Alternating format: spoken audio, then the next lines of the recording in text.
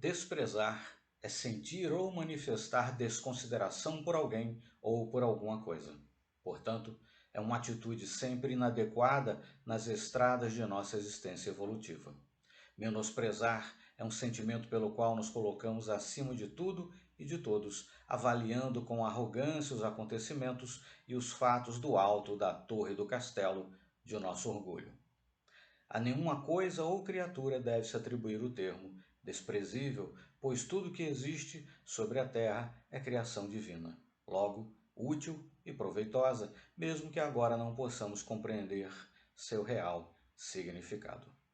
Talvez não entendamos de imediato nosso papel na vida, mas podemos ter a certeza de que todos somos importantes e todos fomos convocados a dar nossa contribuição ao universo. A cada instante, estamos criando impressões muito fortes na atmosfera espiritual, emocional, mental e física da comunidade onde vivemos. Todo envolvimento na vida tem um propósito determinado, cujo entendimento, além de esclarecer nosso valor pessoal, favorecerá o amor, o respeito e a aceitação de cada um de nossos semelhantes.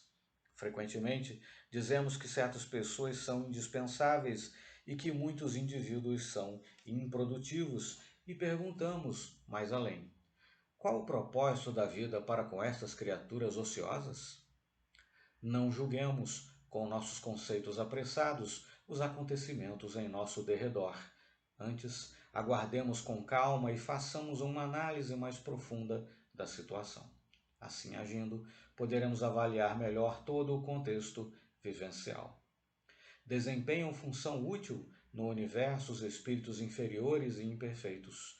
Todos têm deveres a cumprir. Para a construção de um edifício, não concorre tanto o último dos serventes de pedreiro como o arquiteto? Nenhuma ocorrência, fato ou pensamento deverá ser sentido ou analisado separadamente, pois o grande sistema que nos rege age de forma interdependente. Apesar de sermos únicos, todos fomos criados para contribuir coletivamente no mundo e para usar as possibilidades de nossa singularidade. Para tudo há um sentido e uma explicação no universo.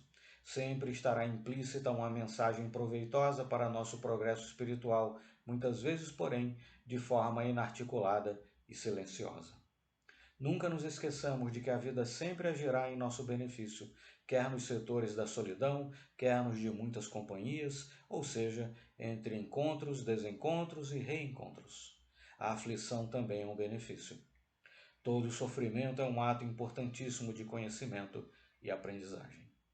Se bem entendermos, no entanto, as verdadeiras intenções das lições a nós apresentadas, retiraremos tesouros imensos de progresso e amadurecimento espiritual. As dificuldades que a vida nos apresenta têm sempre um caráter educativo. Mesmo que as vejamos agora como castigo ou punição, mais tarde tomaremos consciência de que eram unicamente produtos de nosso limitado estado de compreensão e discernimento evolutivo. Descobrir a vida como um todo será sempre um constante processo de trabalho dos homens. Efetivamente, a vida é trabalho e movimento, e para fazermos nosso aprendizado evolutivo há um certo tempo de gestação, se assim podemos dizer. Na vida nada está perdido. Aliás, existe a época certa para cada um saber o que é preciso para se desenvolver. Para ser bom mestre, não é preciso fazer seguidores ou discípulos, nem mesmo possuir cortejos ou comitivas, mas simplesmente fazer com que cada ser descubra em si mesmo o seu próprio guia. Não devemos ditar nossas regras aos indivíduos, mas fazer com que eles tomem consciência de seus valores internos, senso, emoções e sentimentos, e passem a usá-los sempre que necessário. Essa é a função dos que querem ajudar o progresso espiritual dos outros. Os indivíduos portadores de uma personalidade orgulhosa se apoiam em um princípio de total submissão às regras e costumes sociais, bem como os defendem energicamente. Utilizam-se de um impetuoso interesse por tudo aquilo que se convencionou chamar de certo ou errado, porque isso lhes proporciona uma fictícia cartilha do bem, em que, ao manuseá-la, possam encontrar os instrumentos para manipular e dominar, e assim se sintam ocupando uma posição de inquestionável autoridade. Quase sempre se autodenominam bem-intencionados e sustentam uma aura de pessoas delicadas, evoluídas e desprendidas, distraindo os indivíduos para que não percebam as expressões sintomáticas que denunciariam suas posturas de severo crítico, policial e disciplinador das consciências. Nos meios religiosos, os dominadores e orgulhosos agem furtivamente. Não somente representam papéis de virtuosos, como também acreditam que o são, porque ainda não alcançaram a autoconsciência. Exigem e esperam obediência absoluta, são super preocupados com exatidão, ordem e disciplina, irritando-se com pequenos gestos que fujam aos padrões pré-estabelecidos. Possuem uma inclinação compulsiva ao puritanismo, despertando com isso simpatia e consideração nas pessoas simplórias e crédulas. Algumas, no entanto, por serem mais avisadas e conscientes, não se deixam enganar, discernindo logo o desajuste emocional. O capítulo 10 da segunda parte do Livro dos Espíritos diz respeito a ocupações e missões dos espíritos. Dizem os benfeitores que a missão primordial das almas é a de melhorarem-se pessoalmente e, além disso, concorrerem para a harmonia do universo, executando as vontades de Deus. A autêntica relação de ajuda entre as pessoas consiste em estimular a independência e a individualidade, nada se pedindo em troca. Ninguém deverá ter a pretensão de ser salvador das almas. A compulsão de querer controlar a vida alheia é fruto de nosso orgulho. O ser amadurecido tem a habilidade perceptiva de diagnosticar os processos pelos quais a evolução age em nós.